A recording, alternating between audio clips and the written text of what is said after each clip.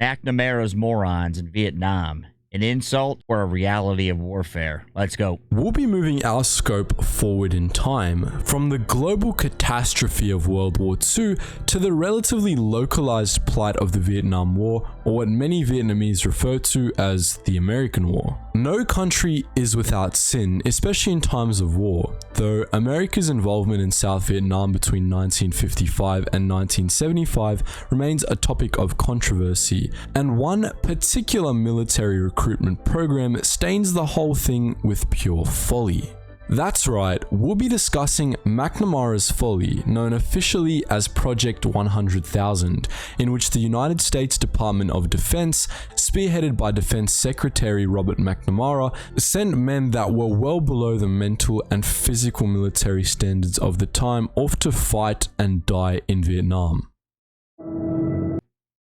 I got a question. I did some research on this. So they took people that had lower IQ tests or lower test scores, maybe were out of shape, maybe had a problem with their medical, and they said they were 3 times more likely to die.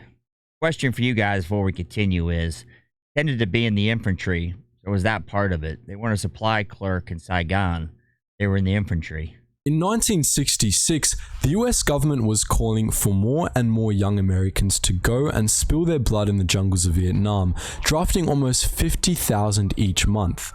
In this same year, Robert McNamara announced Project 100,000, not so much to meet the escalating requirements to keep America in Vietnam, but to spare America's poor and otherwise disadvantaged from, in his words, idleness, ignorance, and apathy.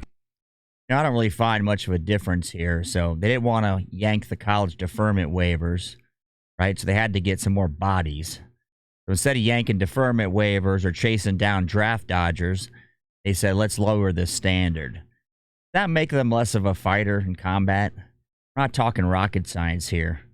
We're talking they're behind your rifle, aka cannon fodder, as some people call it. Not sure if it made anything any different.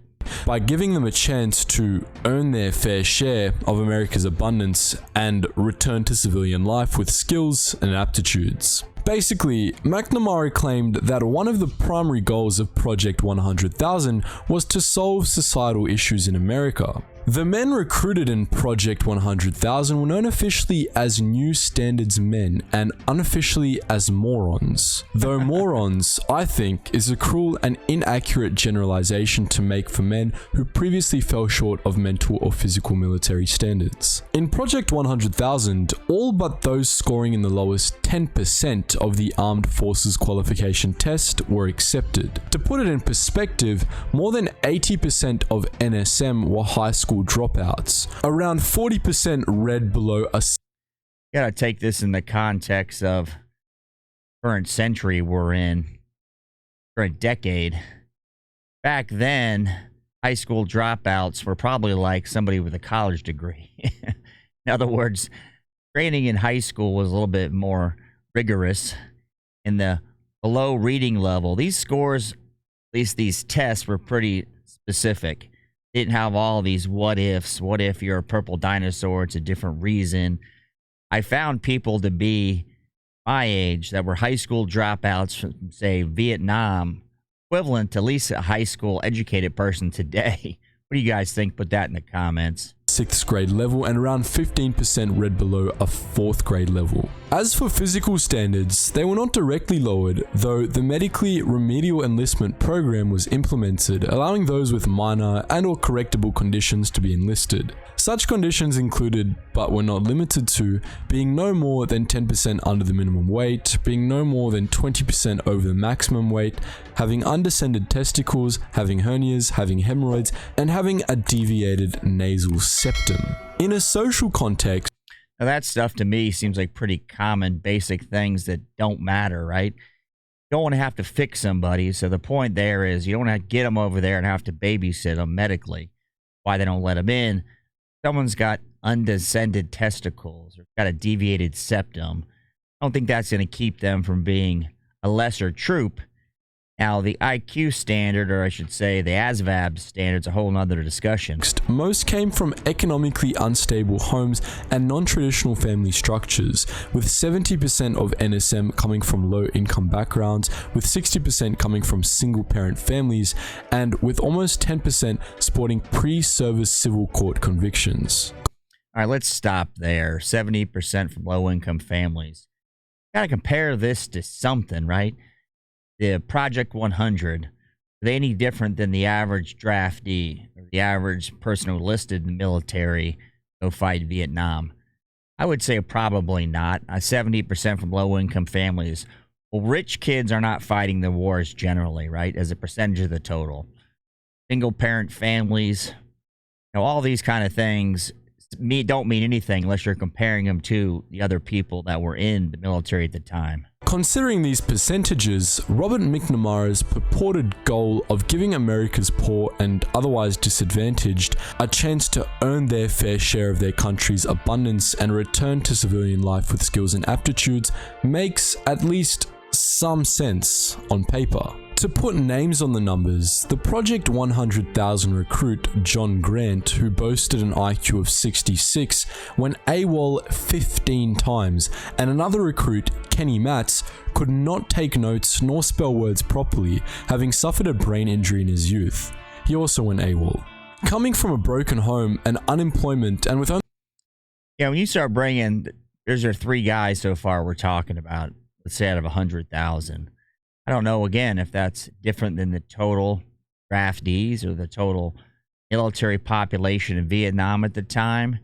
Kind of taking numbers to make a point here, because I'm sure this is a virtue signaling program, but the reality is most of them were in the infantry because their test scores are lower, right? If they're draftees, don't want to be there. You say, I sure as hell don't want to be humping in the jungle, but I'm smart enough to pick an aviation mechanics position, right? They need us there.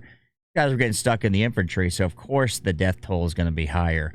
I don't think it has a lot to do with education or how dumb or smart you are. Everyone's got the basic concept of, I don't want to get killed. What do you guys think? Only in 8th grade education, Gus Peters failed basic training and tank driving courses before getting released with an undesirable discharge and going home no better for it. Hamilton Gregory, US Vietnam War veteran and author of McNamara's Folly, The Use of Low IQ Troops in the Vietnam War, said he was in an induction center in 1967 when a sergeant entered and asked for a college graduate. Gregory, a military volunteer and a college graduate, threw up his hand, and the sergeant put an NMS recruit in Gregory's charge, telling Gregory that the NMS recruit could neither read nor write and would need help, ending the conversation with, "Make sure he doesn't get lost. He's one of McNamara's morons." Gregory then went on to describe babysitting the NMS recruit. That's an extreme example, I hope. You can't read or write, you're going to have some problems. You can't read a map, you can't read the SOP, you got to write down notes. This isn't a complicated operation, being a grunt, any period. You got to be able to read or write, I would hope. Who he said was unhealthily thin and didn't understand what basic training was, nor that America was at war. Gregory even made the recruit's bed and tied his shoes, and also said that the recruit couldn't... That Private Pyle from Full Metal Jacket, that's where they got that concept for the movie. McNamara moron. Tell left from right and became terrified and confused when shouted at by his superiors. On the rifle range, the NMS recruit was dangerous, so dangerous that he was put on permanent kitchen patrol. McNamara intended for NSM to receive the same training as non-MSM soldiers, on top of any necessary special training, and for them to have access to the best technology, primarily in the form of educational videos and multimedia, which he believed would almost counteract their mental handicaps. McNamara predicted that 150,000 NS... The thing about this, they went to the same training, so let's just say your IQ 60. Can't get in, but under the Follies program, Project 100, they let you in. Go through boot camp, you become a tanker. Same school. They didn't have like the idiot school for tankers. That's what makes me think about this, and I know the concept now is, well, these poor guys, well, most of them were in the infantry, and that's where most of the deaths were. They weren't in, you were an armor, right? They weren't big death tolls in that generally in Vietnam. NSM would be enlisted each year, with 40,000 being enlisted in the first year of the program. In reality, Project 100,000 enlisted 49,000 recruits in the first year, and McNamara announced to the public that it's exceeding beyond even our most hopeful expectations. This was a very short-sighted deduction, if not falsified deduction. While 94.6% of NSM completed basic training compared to 97.5% of recruits in a control. All right, finally we have a control group, okay? We've got an insignificant difference in the scheme of things, a mathematically insignificant difference between the 97.5 and 94.6. Be lots of reasons why there's a difference. Let's keep going. Group, many had difficulty after basic training, particularly in remedial reading courses, though also in other courses. Training NSM not only cost both time and money, but also weighed down the other non-NSM recruits who were forced to wait while NSM recruits received extra attention. While DoD reported that NSM... I could see that being a problem. So you got a guy that can't read, and he gets through boot camp, and he's with you becoming a mortarman, trying to show him how coordinates work and firing positions. You got to slow down the program because this guy can't figure it out. That's definitely a problem. Now, if you're going to bring these guys in, you better figure a different system. If they can't figure out a map, put French fries down on the deck and say, here's the distance. I don't know what the answer is, but a lot of dumb guys in the military who do just fine. Dumb on paper is what I mean by that. NSM were making satisfactory promotion progress, and that 90% of them were receiving supervisory evaluations ranging from good to excellent, among other positive evaluations. Other reports note faulty and inaccurate record keeping and other means of cheating. Examples include recruiters and examiners fudging tests and screenings, and non-MSM soldiers taking physical tests in place of NSM. Despite the costs of training NSM, the US Army was forced to take 25% of its recruitment quota from Project 100,000, while the Marines were forced to take 18%, and the Navy and Air Force were each forced to take 15%. The most common assignments for NSM included infantry and artillery, food service, supply, motor transport, administration, equipment repair. So it looks like your standard drafty pool of stuff. So the most common assignments are about every assignment.